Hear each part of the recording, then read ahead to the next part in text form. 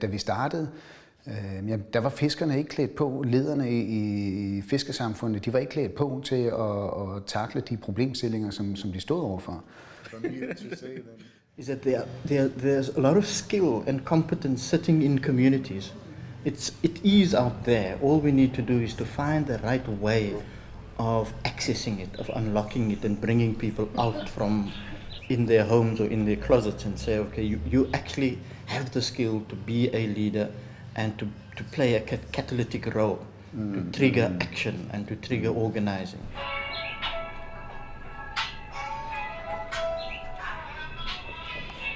We'll start at runabout level.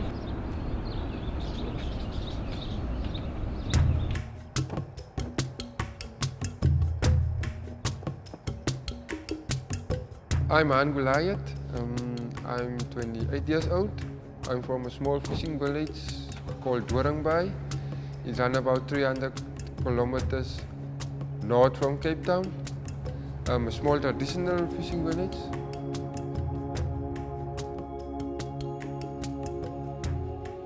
I became a fisher at the age of 13. I was really very young when I was going to my father to sea, start learning the activities like how you prepare your lines, your rui, and so on. So I'm a fisher from a very young age, but I was just in a position whereby I can finish my school. Late 2001, early 2002, I start permanent fishing, up to whereby we meet this organization, Coastalings. You've got to know that you go into a community where nobody knows you, you don't know anyone. The first thing you do is you go to where people are, where people congregate. If it is the street corner, then you speak to whoever is on the street corner. We say that the way we worked it is that we went to the launching site, where the little boats go out and they come and land again. We went there.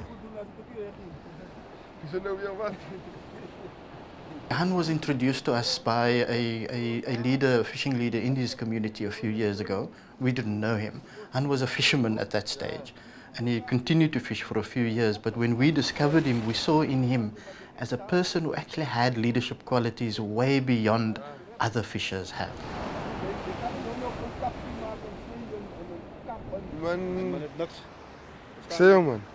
Man say, yo, the waves is big and the boat is small. I say, yeah, there's no other way. Yeah. I was giving more and more time in working with fishers and the rights of the fishers. Being more active and more on board in getting more information through to Coastalings and Masifundise and get information from them. I became very passionate about this organization. Ja, gaan jullie bedacht hem vragen voor die zaal, is het oké? Oké.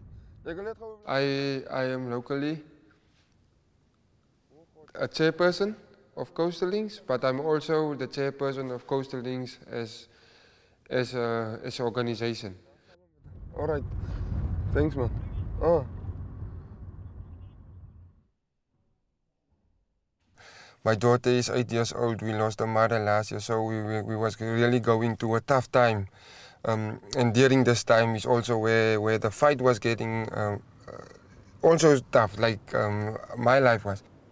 If I'm away from home, you know, then she's staying with my mother. But my mother also, she was working 25 years in a canning, and in this one of the factories of the big companies, and so her health is not also that great.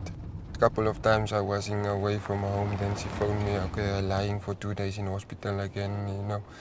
And then things start, I'm not so focused on my work as a community leader fighting for fishers to get access to that.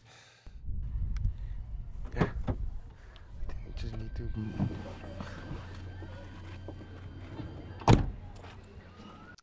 Eén ding wat ons ook baie oor geredeneer het, is die tag wat hulle sê het. En julle weet mos nou, daar is net 'n sekere hoeveelheid kry wat mag gevang word. Vir sustainable redes mag aan nie meer as daai uitkom nie. En die tag vir die jaar is 2500 ton. kreef. Nou, ons weet mos, ons het die erkenning binne in die wet.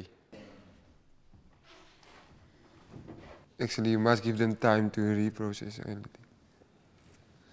To think it over, think those issues through, and then let they come back so that they can have some better discussions, you know.